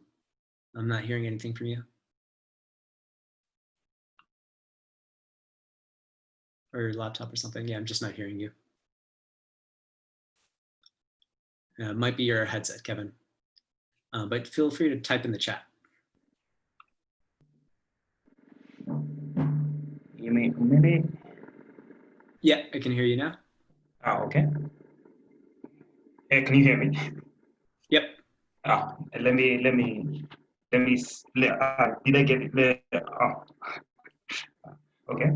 The thing that I think I got, and you'll tell me if I'm right, was first of all, you have to have a certain level of self-awareness to know whether your anxiety, or rather what is causing your anxiety, so that you can be able to handle the situation well.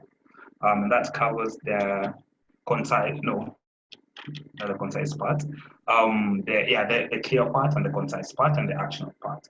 And then the humble part was, don't be too arrogant, right? Don't be so full of yourself and think that you're a hot shot.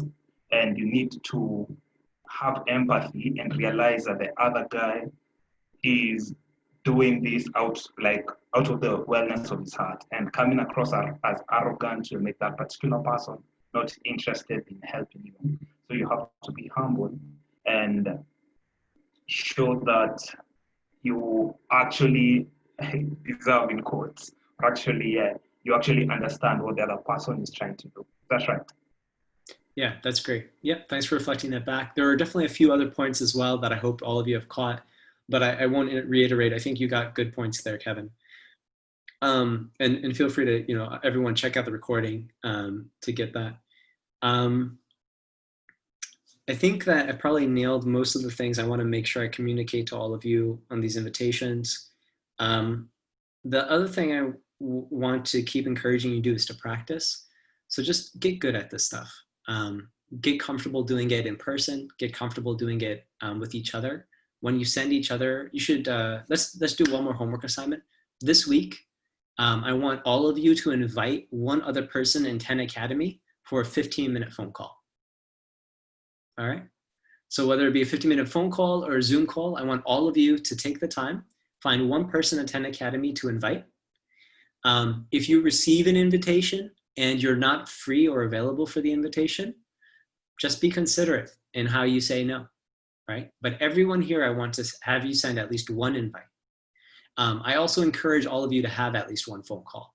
So to really reach out to somebody you would really want to talk to, even if it's somebody you already talk to regularly, just get a 15-minute phone call, and let's give you actually something to discuss. You know what, just check in on the homework. Talk about how the homework this week is going. So everyone set up a 15-minute phone call with one other person in 10 Academy. Doesn't have to be someone on this call either. If it's somebody who didn't join the call, you can reach out to them and just tell them what the homework was and talk to them about it. Does that make sense to everyone? Give me a thumbs up if that works for you. Okay, and then next week, I would like you to tell me if you actually talked to somebody and if you reached out to somebody. So I will check. I tend to not check your homework. I will check next week's homework. Check this for next week. And let's see, we'll make sure this is practical. Is there anything else I want to do with this?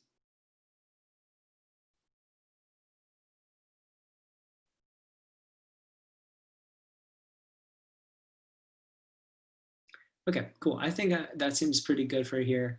I think I want to wrap up in the next 7 minutes. Does anyone have any remaining questions or things they felt like they really want to ask about or know about that they didn't get to talk about? And what would you... Yeah, please, go ahead, Kira. So I was just wondering, sometimes personally, I fail to reach out to someone because I feel like I'm not yet there. Maybe you don't feel like you've achieved enough to reach out to someone. So I just wanted to ask, when you've achieved small, do you... Ooh, Kira, you broke up right at the end what you were about to ask. So I heard the part about... reach to anyone and then, I don't know, find a way to explain yourself that I'm just starting, what I want to do. Do you target small if you're small and target big if you're big, or you can target even big when you're just small? I don't know that I got all of your question, Kiru. You cut out for part of it. Can you try to ask the question just one more time? I heard a lot of the context. Try to just ask the question part. Okay, I hope you can hear me now. Yep, go ahead.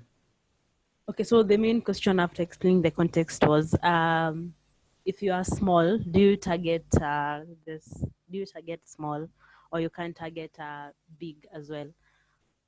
I think that's the main question. For example, I'm still a novice in data science.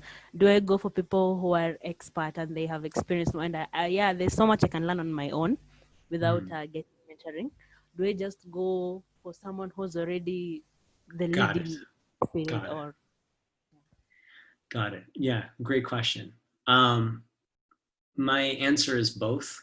I want to have a diversity in who's giving me advice. So I want my 80-year-old mentor who's seen all of life, because my 40-year-old mentor hasn't had their father pass away, right? So when my dad dies, my 80-year-old mentor can help me, right? But my 80-year-old mentor cannot relate to what it's like to grow up in this environment of technology. My 40-year-old mentor can relate a little bit more. And in fact, actually, my mentor, who's just 2 years older than me, can relate a lot better, right? So I want a diversity of mentorship. I want people who are very close to where I am. They're just a couple of years ahead of me. And I want people who are really, really further down from me. The people who are really further down from me, they're harder to get a hold of. So I don't talk to them as often. I might talk to them once every 3 months, once every 6 months, right? The people who are very close to me, it sometimes almost becomes like a peer relationship where we teach each other. So those relationships are very powerful. And here in 10 Academy, you can find people we call peer mentors, people who teach you and you teach them, right? Kira, does that help answer your question? Yeah, it does. It has actually given me an idea of reaching out to someone still in 10 Academy. Yeah. Wonderful. Yeah. Wonderful. Okay, great. Anyone else have thoughts or questions on this? Well, I see you shaking your head. I'm hoping it's doing something outside of this conversation.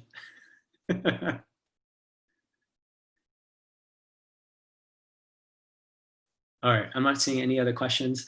Fill out the feedback form. I just put it in the chat. It's also in the Google document. Just rate how the session went. While everyone's doing that, Wamuyu, I wanted to ask you a quick question. You had mentioned that you were interested in social projects. Did I understand that correctly? And you're on mute right now. I was actually looking for the notebook where I'd written what you'd actually mentioned. The term was people analytics. Oh, people analytics. You're interested in people analytics. Oh, wonderful. Yeah. Can we talk about people analytics? So I am interested in giving you whatever is most helpful for you. People analytics is, I can explain, let me just explain the concept a little bit more right now. What do you understand about it? Do you understand the term?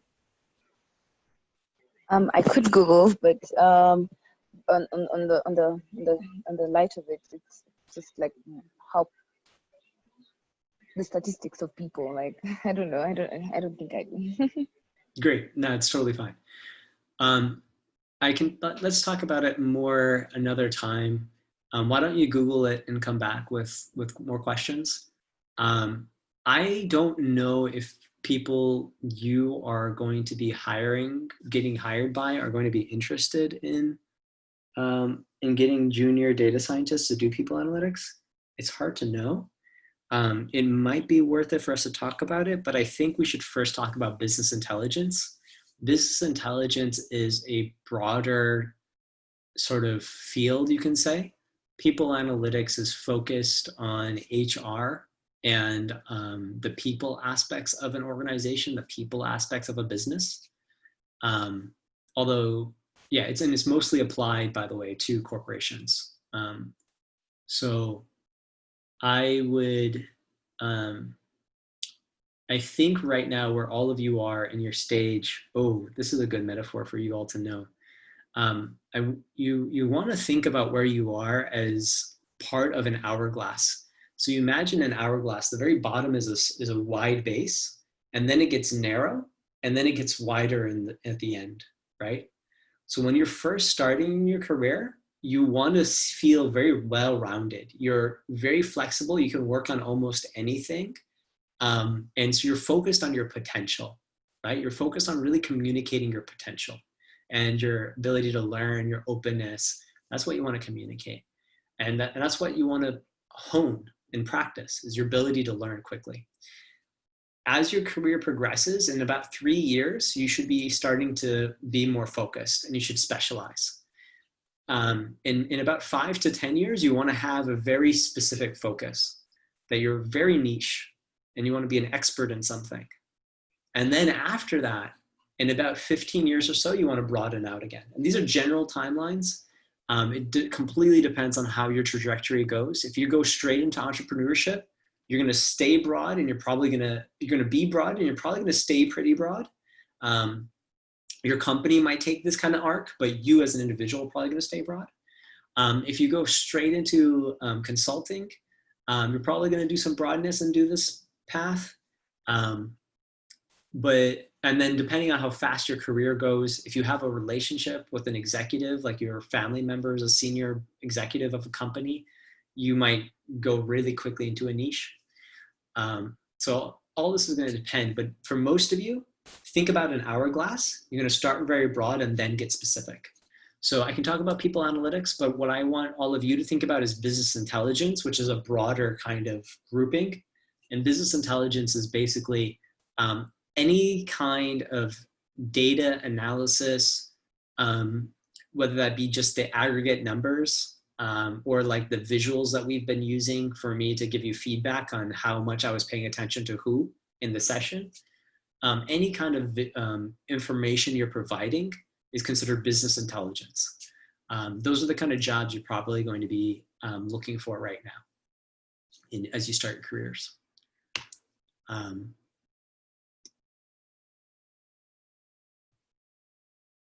And I'm going to actually share a little bit more. Is everyone comfortable with me sharing while you're filling out this feedback form? Yeah. All right, see you nodding. Cool, got some thumbs. All right, cool. You're used to my voice just going on in the background, right? So I can just keep on going. So business intelligence, I talked a little bit about here.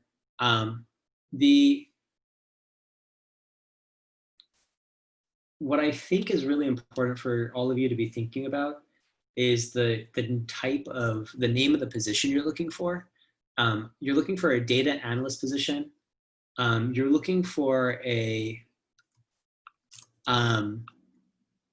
business intelligence analyst, business analyst, process analyst.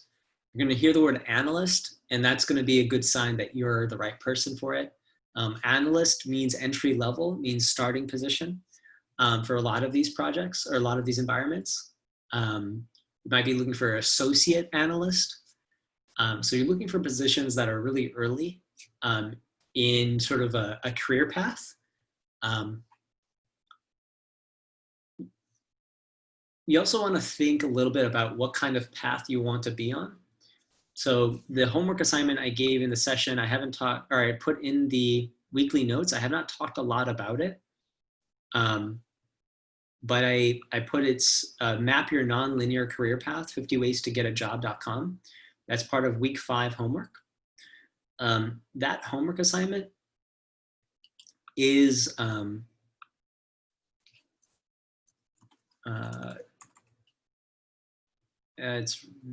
gonna put it right back here in the chat. You can all see it. That homework assignment is really helpful for starting you to think about what your career path will look like. If you focus on your career path, let me say this. If you focus on your job, you will always want to leave at 5 o'clock. You will always feel frustrated and tired and exhausted if you're just trying to get through a job. If you have a career, you'll feel more motivated about this long-term effort, and you'll have a different relationship to your work that will allow you to really think ahead and get those side projects that really help you. It'll also make you sound a lot more exciting when you're interviewing with somebody, because you're not just there for 1 year or 2 years. You're there for this path with them, this journey. And people will be excited to support your journey, right? So careers can be much more enticing that way. And if you have a calling means that you have this level of passion and drive for what's important to you. You're clear on why it's important to helping the world. that is the most powerful, because people can see that by helping you, they're making the world a better place. And people will really get behind you on that. If you personally live in a calling, if you feel like your work is about a calling you have, like for me, I talk about transformative justice and I talk about development work. When you feel like you have a calling, you can wake up in the middle of the morning, you can work late into the night, and you feel well and you feel good and you feel alive. And doing the work feels good, right? And there's, you have to still balance your time and your energy. But the frustration, when you deal with a challenge, it's much easier to find lessons instead of failure, It's much easier to find these when you have a calling. When you have a job and you get a frustration, oh man, you're ready to quit. If you have a career, you can still focus on the long term, so you're not ready to quit as easily. When you have a calling, it's all part of the journey, right? And that is exciting. And every single mistake is part of learning and improving and growing. So find that sense of a calling, right, is what my encouragement is. Really try to figure out what is that calling and how to communicate that to people. By the way, I told you all last week that I had missed out on an opportunity to get, because my proposal wasn't good enough, I was the second best choice to be hired as a consultant, but I was not the first, so I got a no. But because the relationship I built during the conversation, I was able to get a call back from the people who actually won the project. Give me a thumbs up if you remember me sharing this last week. Great.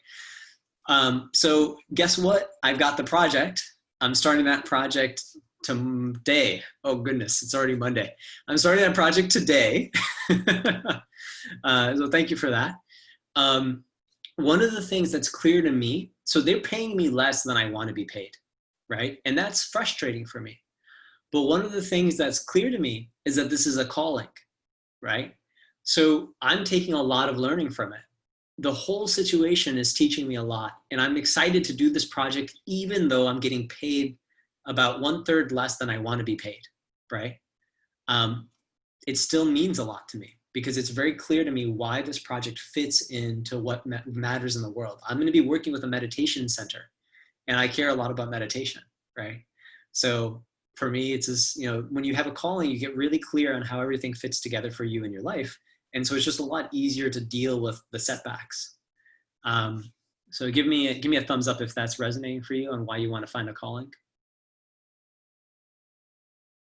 Okay, so that's really great. So all that to say two things. Being clear in your calling is helpful for communicating your elevator pitch, right? If your elevator pitch is, I want a job that uses my skills, it's not that exciting. If your elevator pitch is, I am committed to making the world a better place in this specific way, and I think this first job is going to help me do that, if that's your elevator pitch, you are immediately interesting. So I really want you all to think about, what is that calling?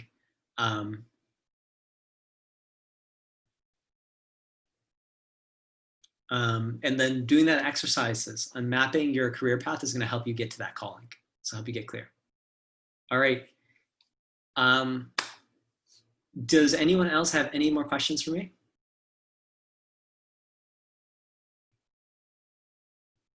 You're all finished? All good for today? We'll come back next week. I want you to look at the options for things we can talk about over the next 5 weeks. And for next week, let's talk about, for next week, I want you to, in the Slack, tell me what you're interested in, focusing on.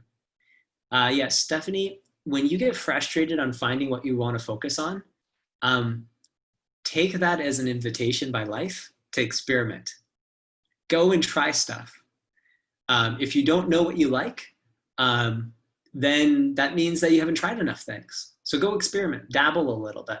Remember that if your experiment is really short, then you might not get to try something to figure out what's interesting about it. An example I would give is I've only learned how to cook properly in the last 3 months during COVID. before this, I've never liked food. I've never been a foodie. And now I am so interested in everything I'm eating, and I'm so interested in understanding spices because I'm actually cooking, you know? So I've gotten deep enough into cooking that I can really appreciate my food. But before, when I didn't understand, I had no idea how to appreciate it, and I didn't really care, and I didn't enjoy it, and I just found food frustrating. I just wanted to spend as little money as I could on food that would keep me alive. And I used to tell people, I don't live to eat, I eat to live, right? Now I love food, and I'm really interested about food. So the reason this is, the thing I want you to notice here is that if you go deep enough into something, you're gonna find it interesting. So you gotta go deep enough to find it interesting. That doesn't necessarily make it your calling, right? But you need to go deep enough to actually figure out what's interesting about this. Once you've done that, you'll have a better sense, is this right for me? Is this where I'm gonna put my energy, right? I'm now interested in food, but I still know it's not really my calling, right? I know my calling is actually much more focused on more of the meditations things, communication, and skill development, the stuff that we're doing here, right? And specifically, it's ultimately just about non-technical skill development. So for me, it's sort of helped me hone myself. But just keep on experimenting. Find opportunities to try things. Stephanie, give me a thumbs up if that was helpful. Or tell me what was not helpful, or if you have additional questions on that.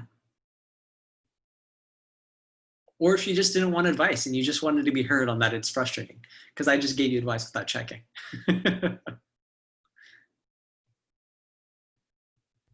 Actually didn't want advice. I was just commenting, but thank you. I'm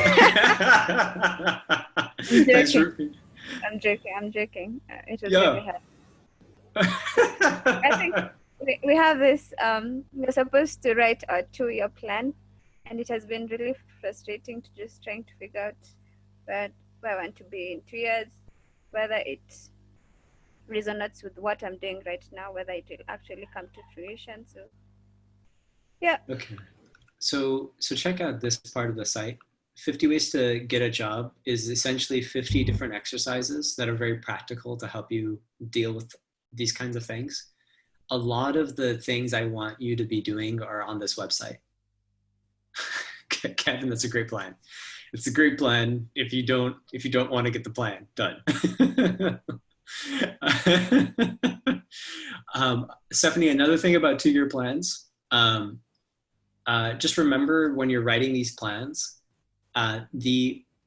all plans are useless. The exercise of planning is essential. The plan itself is useless. So do not stress out on what you come up with. Just get it done. Just write something, write it down, and see what you got. You know, the first draft is going to be horrible.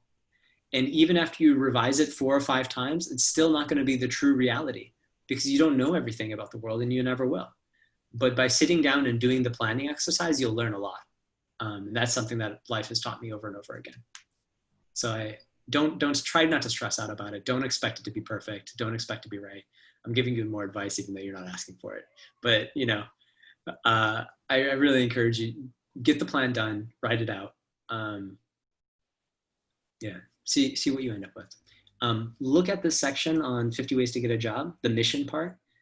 They talk a lot here about finding your calling. They call it the word mission. I call it calling.